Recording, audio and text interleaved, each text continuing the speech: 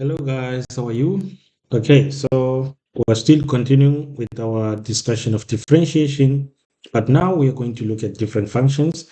Now we're moving on to learn how to differentiate the natural logarithm, whose argument is just an arbitrary function, f of x, like that. So that's what we're going to learn in this section, how to differentiate functions of that format. So to differentiate functions like these ones, there is a rule that we use, and it says that every time if you want to find the derivative of the natural log with argument f of x, then the answer is simple f prime of x over f of x. So just as we have stated that these things are not formulas, but they are just what we call this, they are just algorithms in which you just have to get the message out of them and then you just forget about them, you see. So to demonstrate how exactly do we differentiate a natural log, let's look at the following examples. So a typical question that one can get can be something like this. So they will say if y is equals to the natural log of 3x squared minus 1, find dy dx. So to find dy dx, this is how we proceed. You see. So every time when you want to differentiate a natural logarithm, the first thing that you do is you take the argument and differentiate it. So if you take 3x squared minus 1 and differentiate it, you see that your result will just become 6x. And when you're done, you take that result and divide it by that very same argument that your differentiation, and then the derivative is done. So now let's try another example again. So another example, it goes as follows.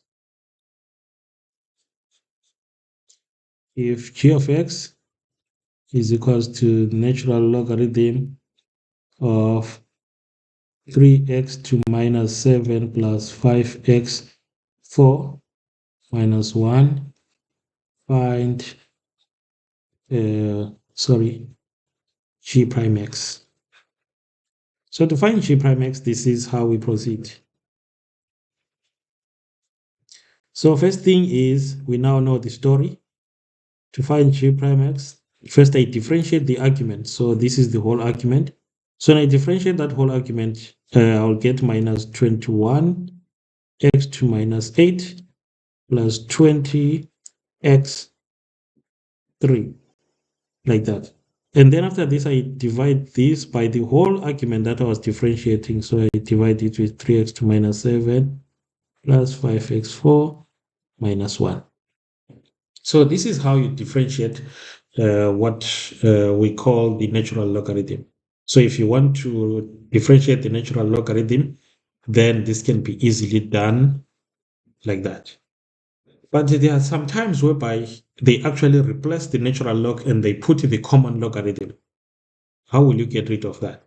So to deal with problems where they just try and trick you, you just have to know these important definitions that you should know, which relate the natural log and the common logarithm. So one thing that you should know is that the logarithm to base 10 of some number a is, the natural logarithm of some number a is just the same thing as saying the logarithm of base e of a, such that a is an element of real numbers which are positive and a is not equal to 0, like that. So these are results that you should know. That if you have a logarithm can be converted to a natural log by that identity. But in order to do that, we have to know also the following result. That if the logarithm of some number a to base b is equals to c, then it follows that a is just the same as saying b to the power c. So when we are given problems in which now they place the common logarithm instead of the natural logarithm, then you have to make use of this result. So to give you a demonstration as to how that will work, let's look at the following examples. So a typical question that you might get then will be, if y is equals to log to base 10 of 5x squared minus 1, find dy dx. So to find dy dx here, this is how we proceed. You see. So first we see that we have a logarithm that has base 10 there. So every time when you have a logarithm that has base 10 and you want to convert this to a natural log, you can apply the property number 2 that I just gave you.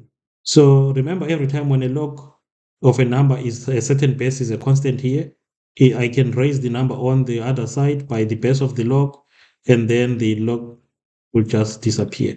So I'm using the second property, this one, which says that if log of a to base b is c, I can take the base and raise the other side like that. So that's what I did. I took the base here to raise the other side.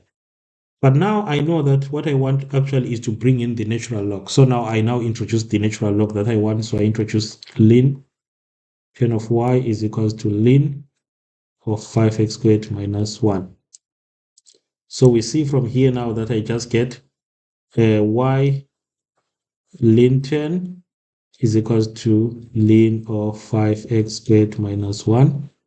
So therefore, what do we see? So we can see that y as a subject is just 1 over ln 10 dot ln of 5x squared minus 1. So therefore, the derivative that we're looking for, which is dy dx, will become what? So I differentiate. So 1 over ln 10 is just waiting, and then I differentiate here. So when I differentiate here, remember I start with the argument.